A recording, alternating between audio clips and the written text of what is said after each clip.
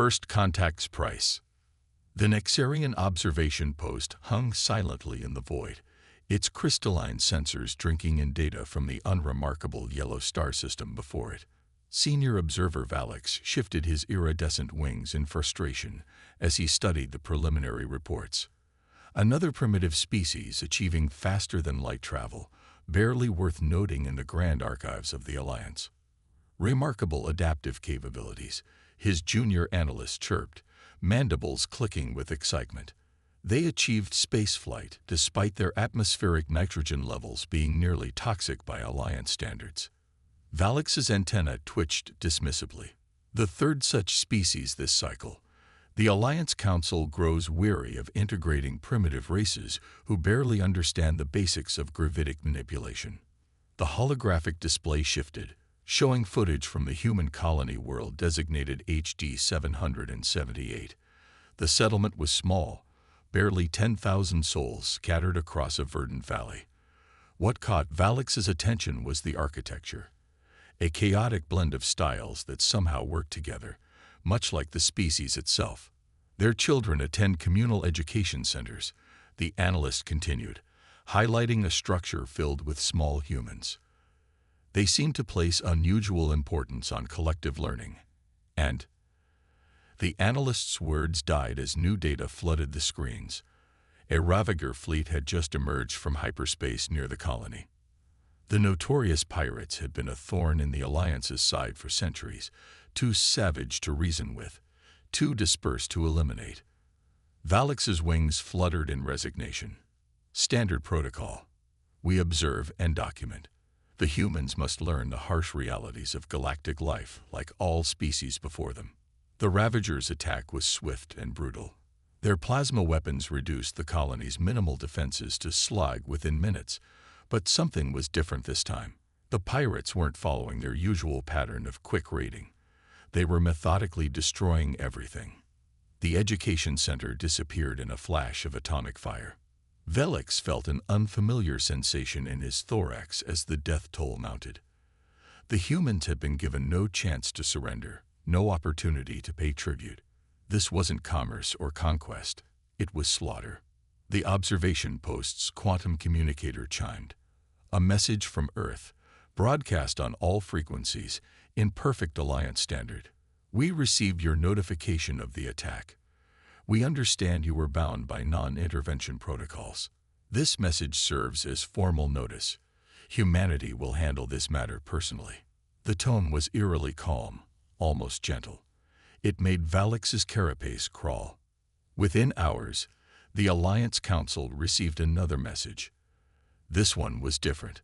A formal request for all stellar cartographic data on Ravager-controlled space, along with a certificate of payment in refined antimatter. The humans weren't begging for help or demanding justice. They were shopping for maps. Curious response. The analyst noted. No threats, no diplomatic outrage. Just preparation. Valix studied the subsequent human communications with growing unease. They were methodically gathering data on Ravager biology, technology, and cultural practices. Each request was polite, professional, and accompanied by generous payment in valuable resources. Senior observer, the analyst's voice shook slightly. You should see this. The display showed a human military vessel, if it could be called that. It looked more like an asteroid, its surface deliberately crafted to appear natural. But the readings showed it was filled with weapons that shouldn't have been possible for their technology level. How long have they been building these? Valix demanded. That's just it, sir. According to our scans, years, long before the attack. The humans have been preparing for war since their first detection of alien life, but they never showed any signs of aggression. They simply waited. Valix felt a chill in his thorax as he realized what they were seeing. Every peaceful human expansion, every diplomatic overture, every trade agreement had been shadowed by secret preparations for a war that they hoped would never come. Send word to the Council, Valix ordered. The humans aren't reacting to this attack. They're finally taking action on plans laid long ago. We're not watching a civilization's response to tragedy. He paused, remembering the eerie calm of their communications. We're watching a predator species slip into a hunting mode we've never seen before. The subsequent weeks brought reports that made no sense to Alliance military observers. Human ships weren't gathering into fleets. They were dispersing, moving alone or in small groups, following paths that seemed random. Their communications became sparse, their colonies began reducing power signatures, and their diplomatic corps remained unfailingly polite while sharing less and less actual information. It's like they're evaporating into the void, the analyst whispered. Valix knew better. He'd studied Earth's predators during his stenobiology training. This was how Earth's pack hunters operated, spreading out, encircling, communicating in ways their prey couldn't detect. An entire species was shifting into hunting patterns written into their DNA by millions of years of evolution. The first Ravager colony went silent 3 days later. There were no distress calls, no signs of battle, no debris fields typical of space combat.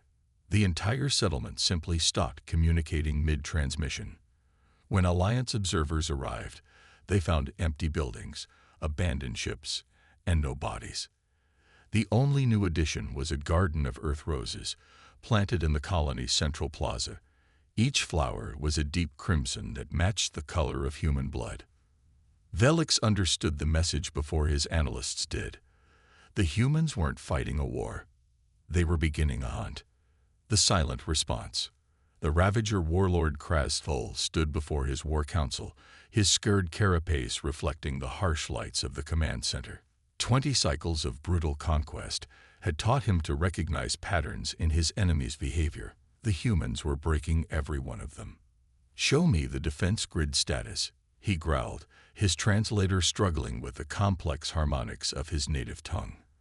The holographic display flickered to life, showing the status of his empire's military installations. Too many of them glowed with the amber light of unknown status, rather than the reassuring green of active operations. The humans continue their illogical strategy. Great One, his chief strategist reported. They refuse to mass their forces for proper battle. They waste resources on single ships, on infiltration teams, on... The strategist's mandibles clicked in confusion. On gardening. Krasthul's inner eyelids flickered with irritation. The roses. Always the roses. Each silent colony. Each disappeared outpost. Each vanished battleship was marked with those blood-red flowers. His scientists claimed they were ordinary earth plants, yet they grew in environments that should have killed them instantly. "What of the prisoners?" he demanded. "Surely some of our missing warriors have been captured, held for ransom or interrogation." The strategist's carapace paled. "None, Great One. No demands for surrender, no prisoners reported, no bodies recovered. They simply take everything. The only message is the flowers." A junior officer burst into the chamber, his ceremonial armor disheveled. "Great One. The fortress of eternal victory. It's gone." Krasthul's spines rattled in disbelief. The fortress was his species' greatest achievement. A battle station carved from an asteroid, housing 10,000 of his finest warriors. Destroyed. "No, Great One. Empty, like the others. But there's more." The officer's voice shook. "We found images in the command center, recordings from the human colony we cleansed. They were playing on every screen. Just children, learning, playing, over and over." The War Council chamber fell silent. Krasthul felt something he hadn't experienced since his larva days. Fear. In the depths of Alliance space, the Ceneb Psychology Council convened an emergency session. Dr. Elena Santos, the only human member of the council, stood calmly before her alien colleagues as they reviewed the latest reports. "Your species' response defies all known models of civilizational behavior," Administrator Vex announced, his crystalline form pulsing with confused colors. "There is no attempt at negotiation, no demand for justice, no clear military objective." "Explain." Elena smiled softly, an expression her colleagues had once found reassuring. Now it made their appendages twitch. You're applying rational models to an emotional response, Administrator. Humanity isn't fighting for territory or resources.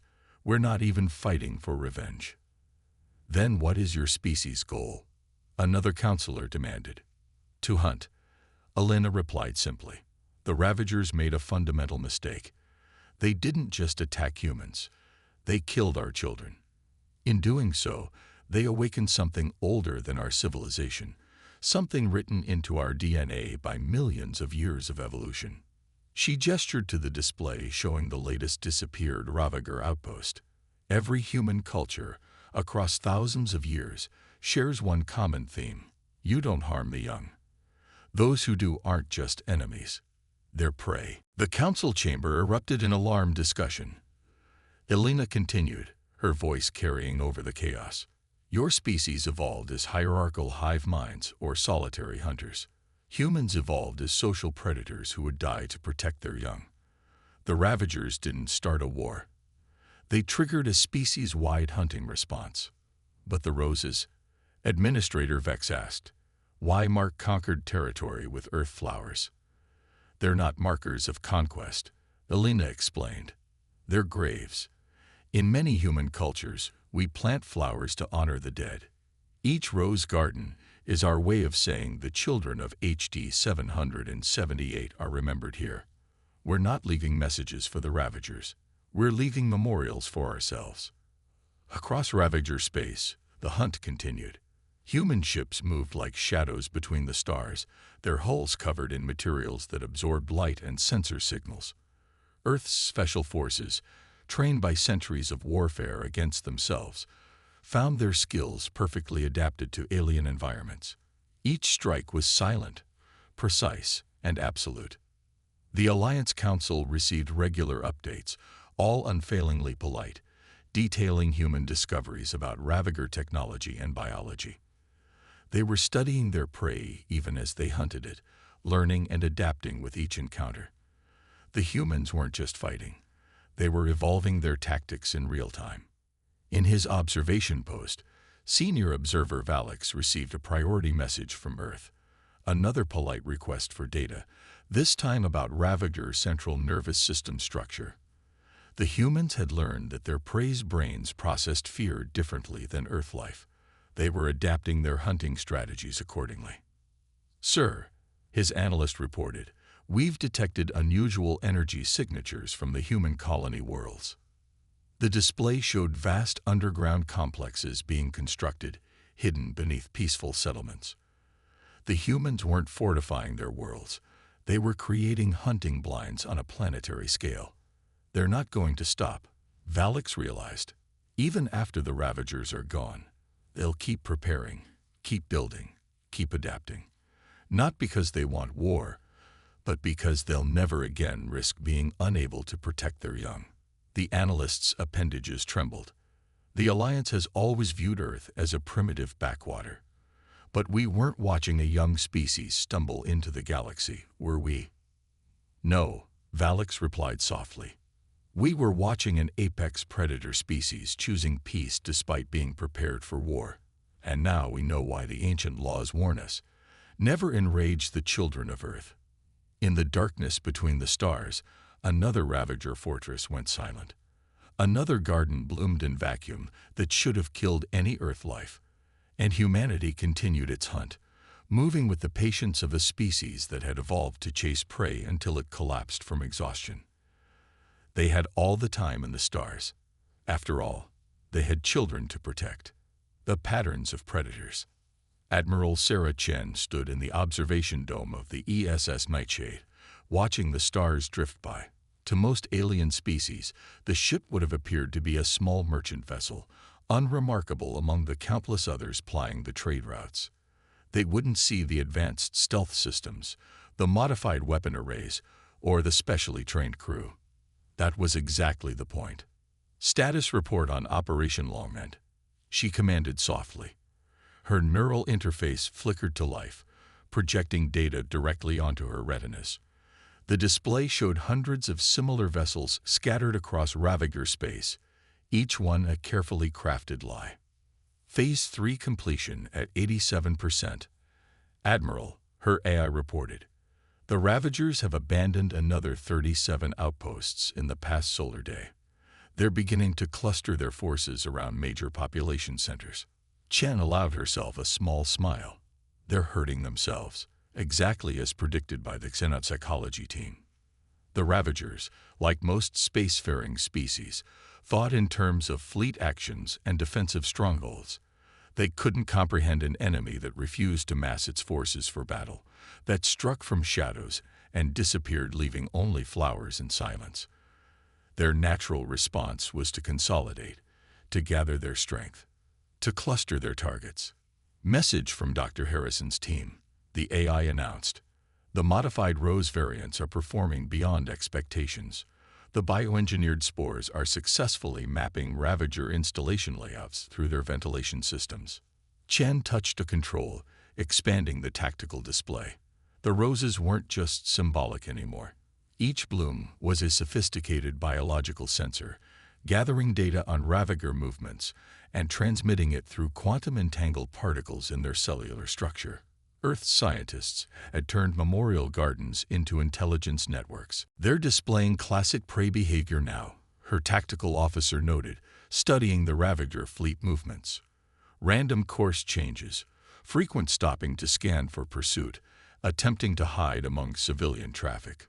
They still don't understand, Chen replied. They think they're being hunted by another spacefaring civilization. They don't realize they're being hunted by something far older. Her words were interrupted by a priority alert. One of the Ravager factory worlds, responsible for producing their feared plasma weapons, had gone silent. The Alliance observation posts reported the usual pattern.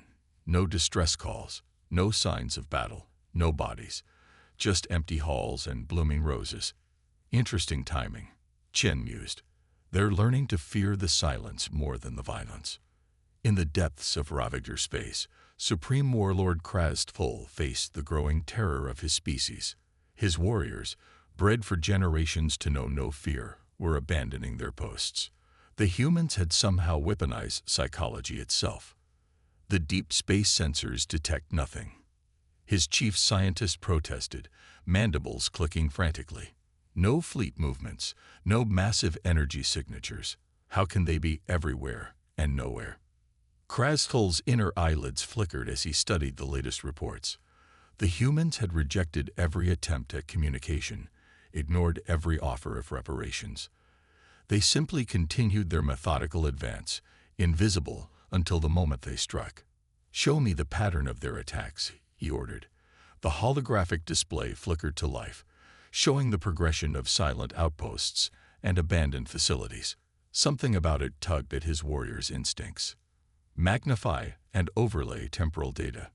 The pattern emerged, and Krasthul felt his blood run cold. The humans weren't attacking randomly. They were moving through his empire in a spiral pattern, like ancient pack hunters herding their prey toward a killing ground. In the Alliance Council chambers, the diplomatic corps reviewed the latest communication from Earth. As always, it was unfailingly polite.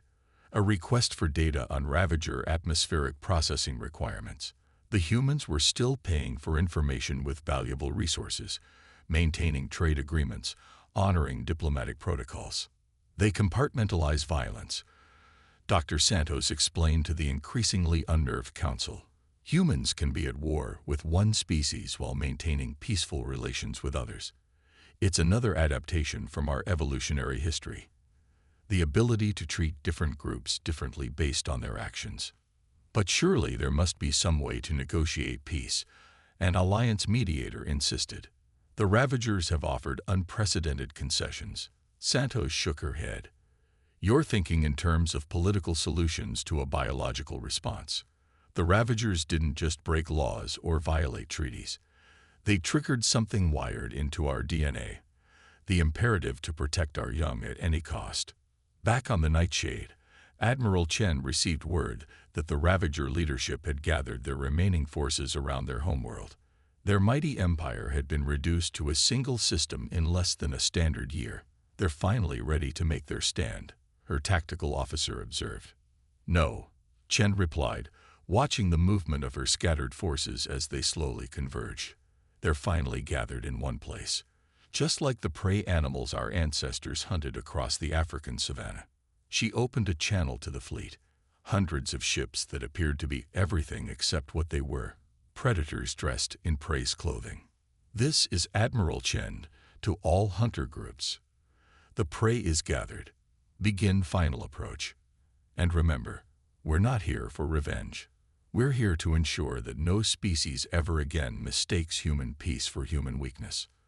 The stars themselves seemed to hold their breath as humanity's hunt neared its end. The galaxy was about to learn why Earth's apex predators were the ones that looked harmless until the moment they struck. The last hunt. The Ravager homeworld hung in space like a jewel wrapped in chains of light. Defense platforms, sensor arrays, and enough firepower to annihilate a conventional invasion fleet. Supreme Warlord Krasvold had gathered every remaining ship, every warrior, every weapon his species possessed. They would make their final stand here, where they had first risen to claim their place among the stars. Energy signatures detected at the system's edge. His sensor officer reported, voice trembling despite years of genetic engineering for courage. Multiple vessels dropping out of hyperspace. Krasvold's inner eyelids flickered rapidly as the tactical display updated. The humans had finally gathered their fleet for a proper battle. Now, at last, they would fight like civilized beings. The first human ships appeared on his screens. Massive warships, their hulls bristling with weapon ports. Exactly what he had expected. Exactly what his forces had been positioned to counter. Too exactly. Full spectrum scan. He bellowed, centuries of combat instincts screaming a warning. Check for anomalous readings. Before his officers could respond, new alerts flooded the command center. The supposedly impregnable defense platforms were going dark one by one. Not destroyed, simply shutting down. The massive human warships flickered like mirages in the void. Holograms, his tactical officer whispered in horror. They're not real. They're just light and energy meant to draw our attention while. The officer never finished his sentence. Throughout the Ravager fleet, environmental systems began reporting irregularities. Weapon systems failed to respond. Navigation computers displayed impossible readings. In her command chair aboard the ESS Nightshade, Admiral Chen watched the operation unfold with cold satisfaction. Status report on the bioweapon deployment.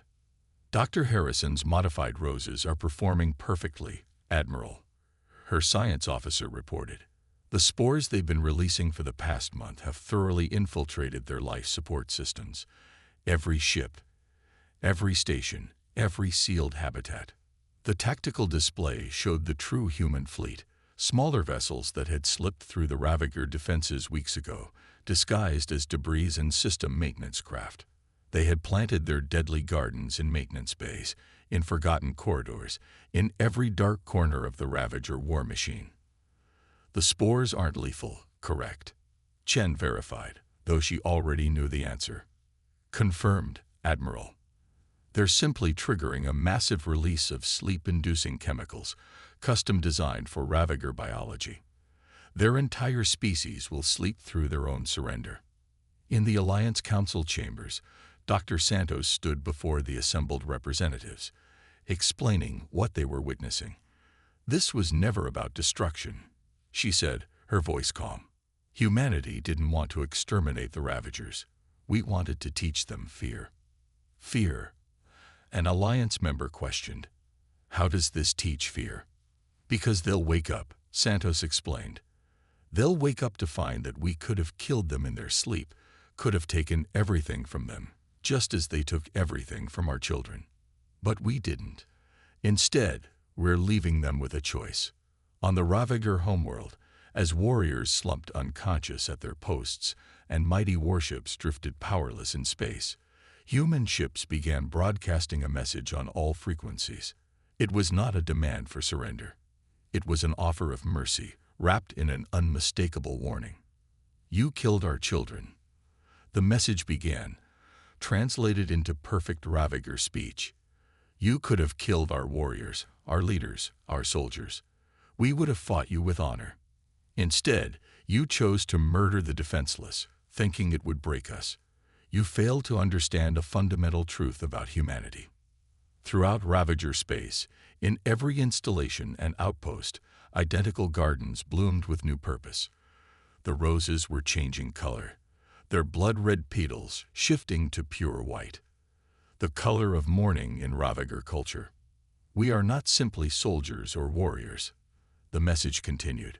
We are parents. We are teachers. We are protectors. Every human you face carries within them the accumulated knowledge of countless generations who survived by defending their young. You didn't break us. You awakened us.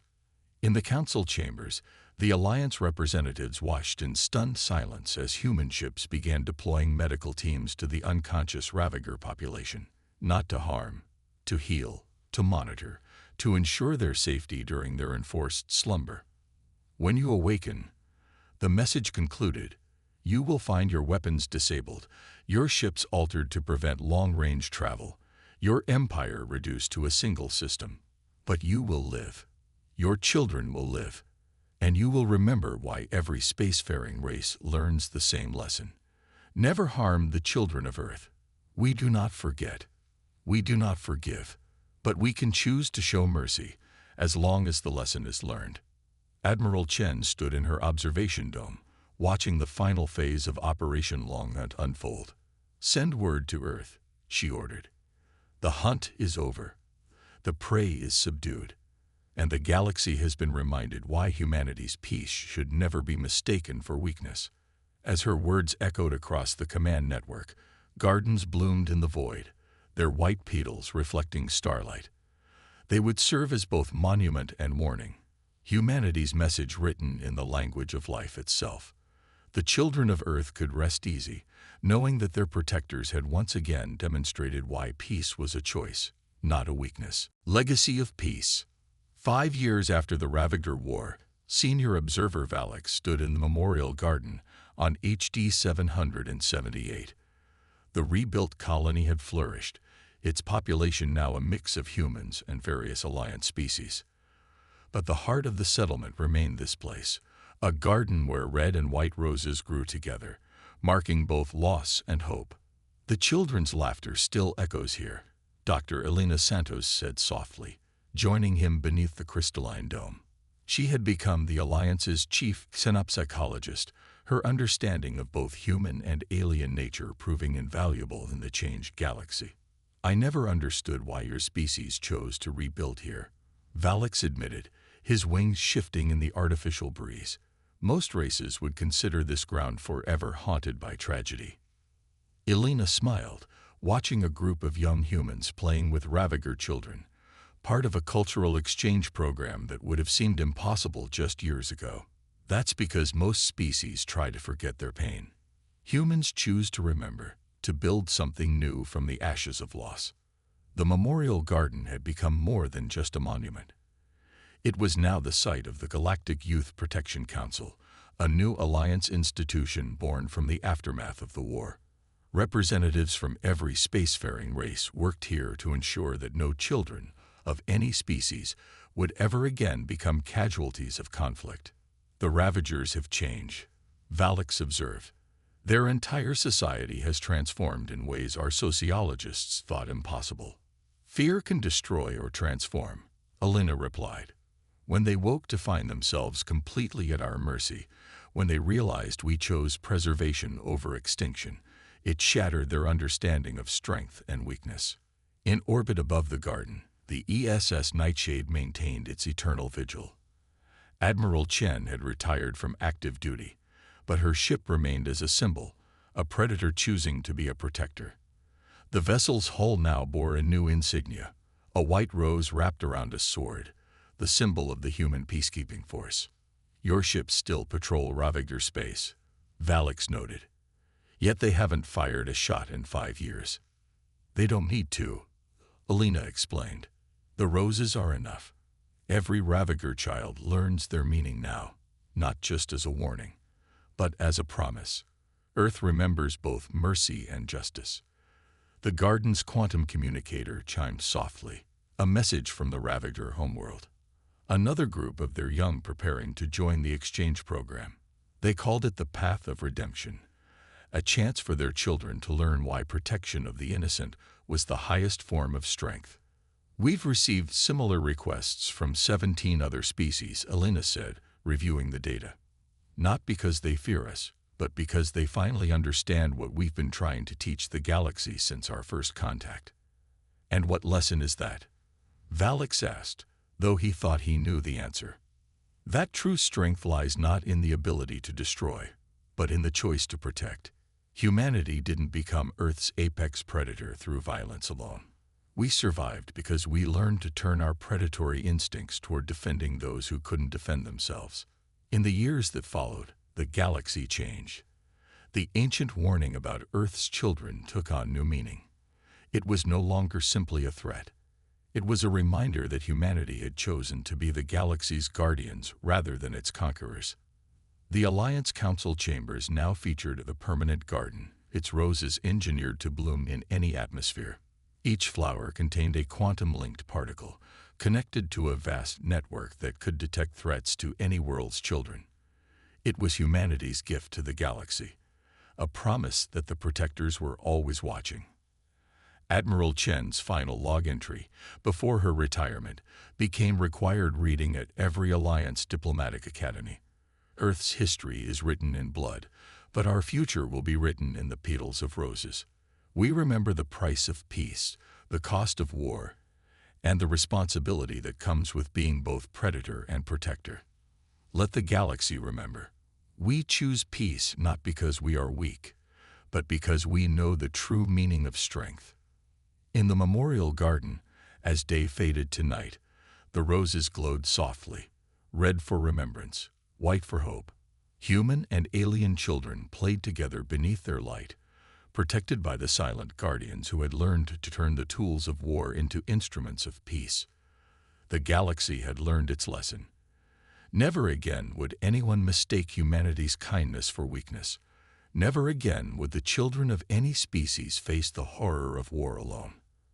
And in gardens across 1,000 worlds, roses bloomed as silent sentinels, reminding all who saw them that humanity's greatest strength was not its ability to hunt, but its choice to protect. Senior Observer Valix made his final entry in the Alliance archives.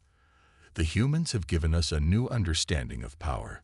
They showed us that true strength lies not in the ability to take life, but in the willingness to preserve it. The roses of Earth now bloom among the stars, not as markers of conquest, but as promises of protection. The children of all species sleep safer knowing that humanity stands guard.